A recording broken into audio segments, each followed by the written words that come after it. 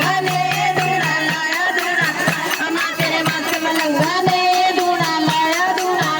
माँ तेरे मस्त मलंगा ने दूना लाया माँ तेरे मस्त मलंगा ने दूना लाया माँ तेरे मस्त मलंगा ने दूना लाया बोले सच्चे दरबार